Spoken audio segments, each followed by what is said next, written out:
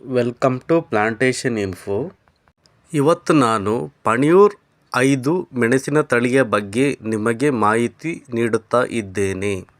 ಇದೊಂದು ಹೆಚ್ಚಿನ ಇಳುವರಿ ನೀಡುವ ತಳಿಯಾಗಿದೆ.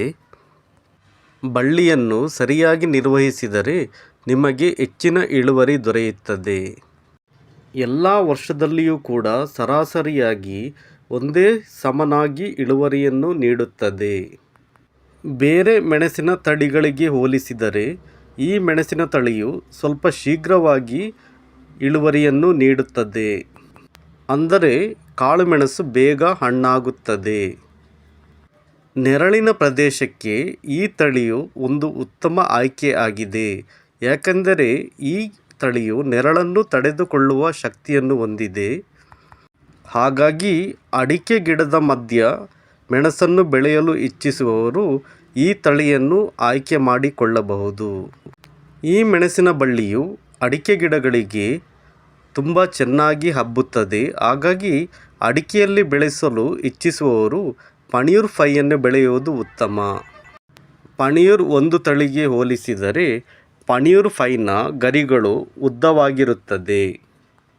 ಅಡಿಕೆ ತೋಟದ ಮಧ್ಯೆ ನೀರು ನಿಲ್ಲುವುದಾದರೆ ಅವುಗಳಿಗೆ ಗ್ರಾಫ್ಟೆಡ್ ಮೆಣಸಿನ ಬಳ್ಳಿ ಅಂದರೆ ತಿಪ್ಪಲಿ ಗಿಡಕ್ಕೆ ಪಣಿಯೂರ್ 5 ಗ್ರಾಫ್ಟ್ ಮಾಡಿ ಬೆಳೆಸಬಹುದು. ಪಣಿಯೂರ್ 1 ಗಿಡಕ್ಕೆ ಹೋಲಿಸಿದರೆ ಪಣಿಯೂರ್ 5 ಗಿಡಕ್ಕೆ ರೋಗ ನಿರೋಧಕ ಶಕ್ತಿ ಸ್ವಲ್ಪ ಜಾಸ್ತಿ ಇರುತ್ತದೆ. ಅಡಿಕೆ ಮರಗಳಿಗೆ ಚೆನ್ನಾಗಿ ಅಂಟಿಕೊಂಡು ಬೆಳೆಯುತ್ತದೆ. ಸಾಧಾರಣವಾಗಿ ಮೆಣಸಿನ ಬಳ್ಳಿಗೆ 50% ಸೂರ್ಯನ ಬೆಳಕು ಬೇಕಾಗಿರುತ್ತದೆ. ಆದರೆ ಪಣಿಯೂರ್ 5 ಮೆಣಸಿನ ಬಳ್ಳಿಯು ಕಡಿಮೆ ಸೂರ್ಯನ ಬೆಳಕಿನಲ್ಲಿಯೂ ಕೂಡ ಉತ್ತಮ ಇಳುವರಿಯನ್ನು ನೀಡುತ್ತದೆ. ಆದ್ದರಿಂದ ಅಡಿಕೆಯ ಮಧ್ಯೆ ಬೆಳೆಯಲು ಉತ್ತಮ ವೆರೈಟಿ ಆಗಿದೆ. ಈ ವಿಡಿಯೋ ಇಷ್ಟ ಆದರೆ ಪ್ಲೀಸ್ ಲೈಕ್ ಮಾಡಿ. ಹಾಗೆ ಅಗ್ರಿಕಲ್ಚರಲ್ ಇನ್ಫಾರ್ಮೇಷನ್ಗೆ ನಮ್ಮ ಚಾನಲ್ ಸಬ್ಸ್ಕ್ರೈಬ್ ಮಾಡಿ. ಹಾಗೆ ಏನಾದರೂ ಡೌಟ್ ಇದ್ದರೆ ಕಮೆಂಟ್ ಮಾಡಿ.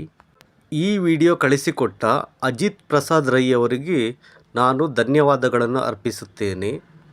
ನೀವು ಕೂಡ ನಮ್ಮ ಚಾನಲ್ ಸಪೋರ್ಟ್ ಮಾಡೋದಕ್ಕೆ ಜಾಯಿನ್ ಕೂಡ ಆಗಬಹುದು. Thank you.